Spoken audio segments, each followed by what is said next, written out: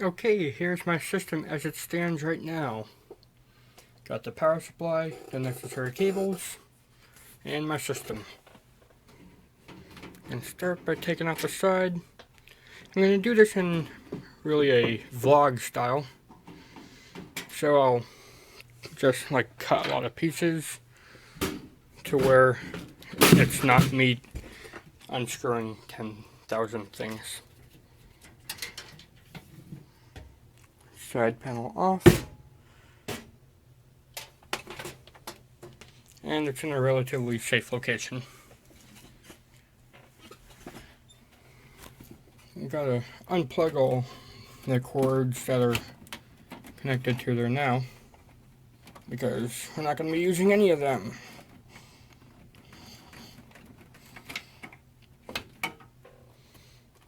Also got to undo the 24 pin and the 8 pin.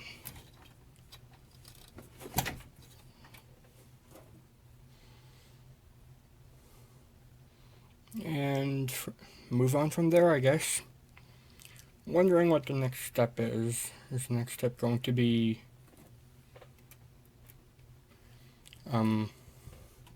next step, take out the video cable wires. And I guess connect everything first is the next thing to do.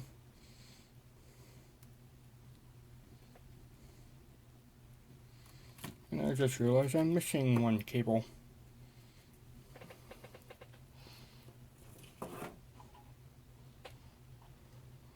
Six pin here.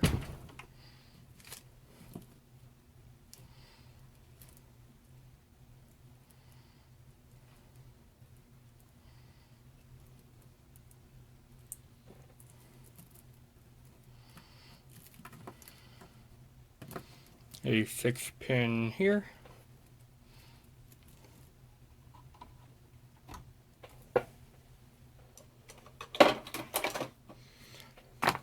And checking the manual to see if I need to install that 6 pin there that you might be able to see. Probably not.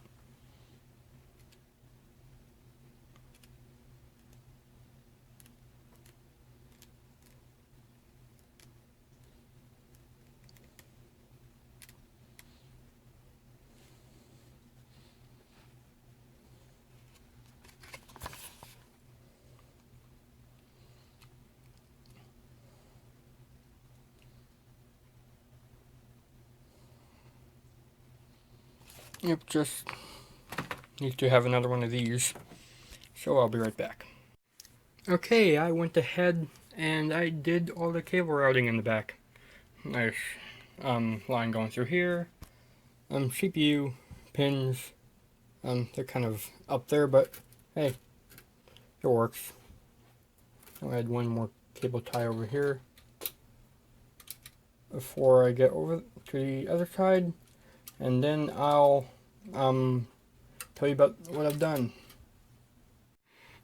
And there we go. It's also conveniently longer because it's got the extra 6 pin. So yay. I'm wondering if that's the right way to do it.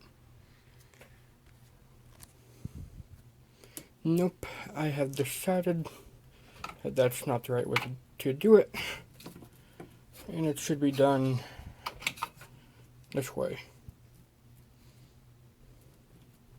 The dual 6 pins on this.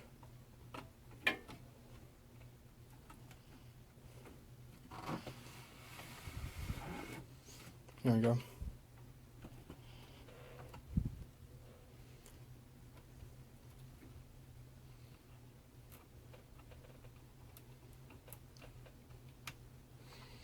And then a single 6 pin down here, just to ensure absolute stability and power, and to get and not use too many spaces on the whatchamacallit, power supply. Now I'm trying to figure out how this will go down, like so. I want to make it so it looks pretty clean, so Yep.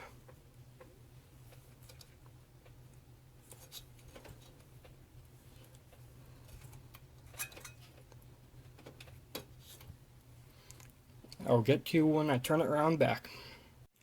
Okay, here's what the rat's nest looks like at the bottom. I tried to get as much as I could underneath this fan panel here. I'm probably going to end up taking this off, putting him under more, and then putting it back on, just so that it'll look cleaner. But thankfully, because of the way the side panel window is, you won't see anything down at the power supply end. So yes, and I'm going to put it all back together and boot it up, see if it works. See you then. Okay, here we are in out of focus. There we go. Got my system ready to go. This table is way off balance, so I actually need to put a little something underneath one of the feet to even it out. That's slightly better.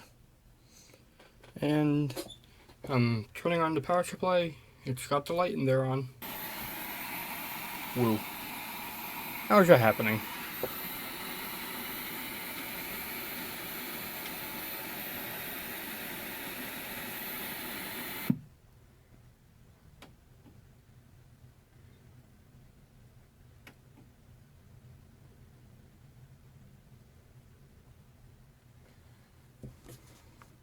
Old TVs, you gotta love them. Power on.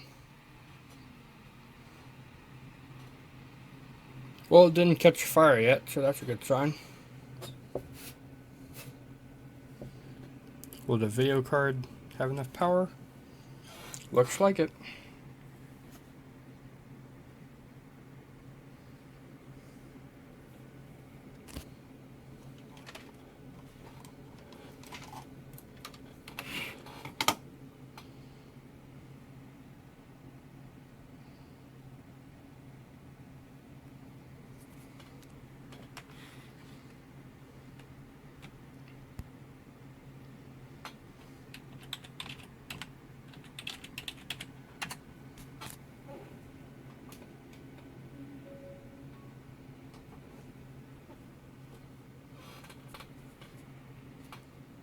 Yay!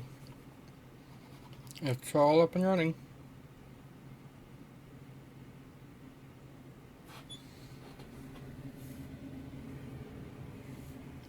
Looks like all the fans are going. The hard drive's obviously spinning. Waiting for the side extensions. And there we go. Yay!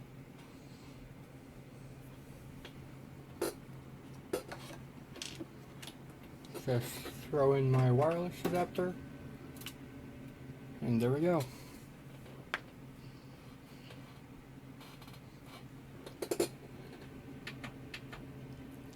Lights in the back still work. I'm gonna have to find a way to hide that cable up there.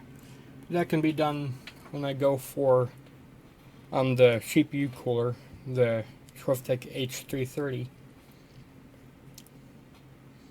And then the last time I open this will be when I'm installing the R9 295X2 in here. So yep, successful power supply upgrade. Thanks, Gameboy out. I hope you enjoyed. See you next time. Hey guys, Gameboy 3800 once again. I'm smashing the delete key so that I can get into the BIOS and see if this 20% overclock will work, because for some reason last time it didn't want to, and the mouse doesn't want to work ever.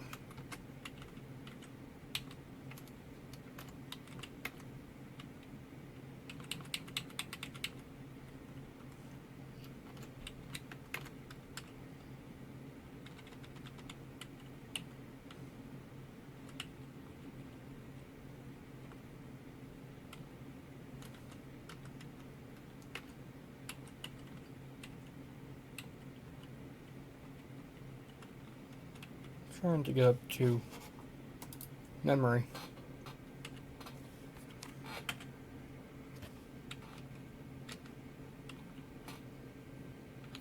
F10 is save and reset.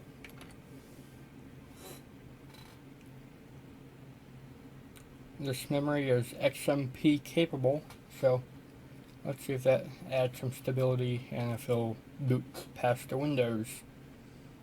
Last time it didn't want to, or it was just blue screen. Let's find out what it'll do this time. This is a light overclock at 4.3 gigahertz.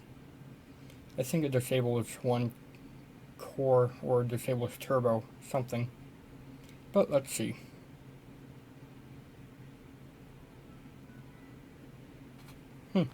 We got there this time. That's thanks to the extra power supply pin there.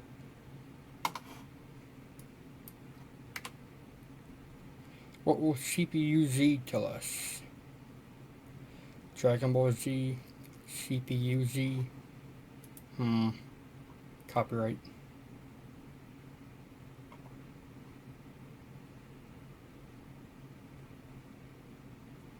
None of the extensions are loading up for some odd reason. Oh, there we go.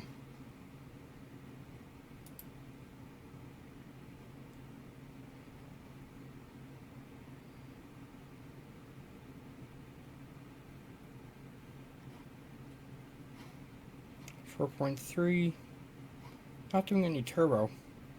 4 cores, 8 threads.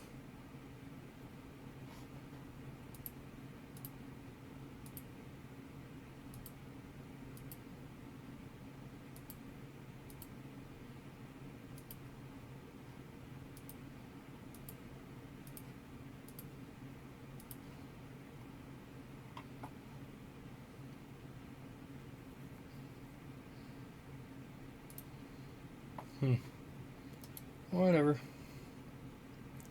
Let's go into System and Windows Experience Index and see if that score goes up at all. Rerun the assessment. I'll get back to you when this is done.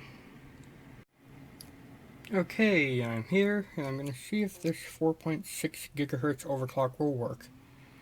Probably not, because it's not a very good cooler. I need to have a good liquid cooler on there. But just for lulz, I'm going to see if it can handle it. All fans are at high speed. Let's go. So far, no explosions, so that's a good sign. Boot failure detected. Enter BIOS. Didn't want to do that. Okay, let's try that.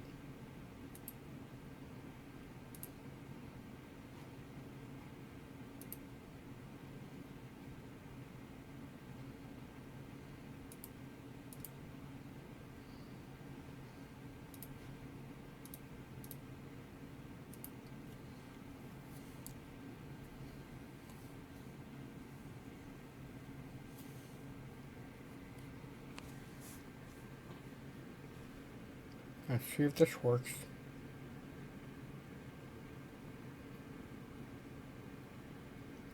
No explosions, that's a good sign. Starting Windows. Now, will you blue screen or will you stay booted up?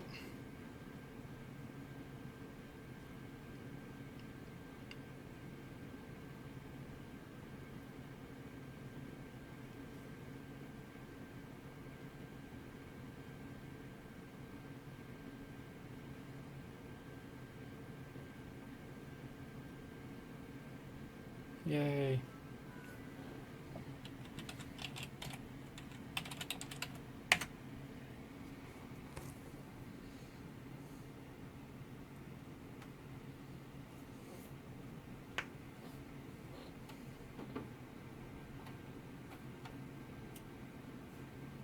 First thing I'll do is open up CPU-Z, because that will show us what our current clock speeds are. I'm hoping for 4.5 because I set a higher max turbo on core 1. Yep, 4.5. There we go.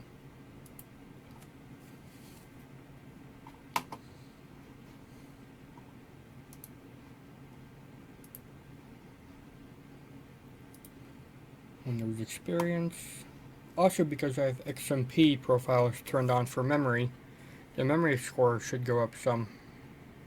So I'll get back to you after I rerun the Windows assessment. Alright, it's just about at the end of it. You can see the old scores: 7-8, 7-8, 7-3, 7-3, 5-9.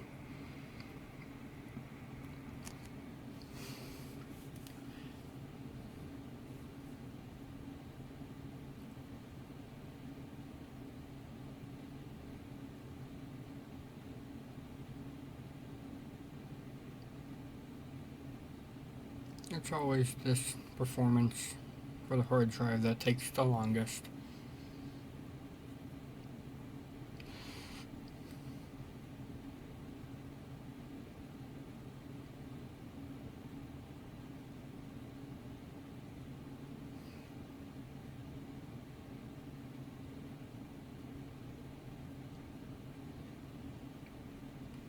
It turbos up to 4.2 and 4.4 gigahertz quite often, which is fine in my book. Gives it better performance.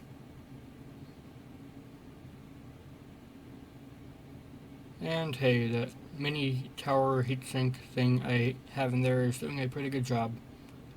Right now it's keeping it under 100 degrees Fahrenheit. And identical scores. What's it gonna take to get 7.9? 5 gigahertz. That'll be a day for the liquid cooler. And that day is not today. But yep.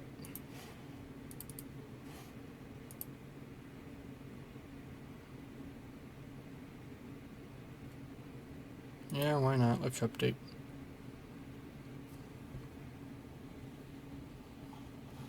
But, oh, that's doing that.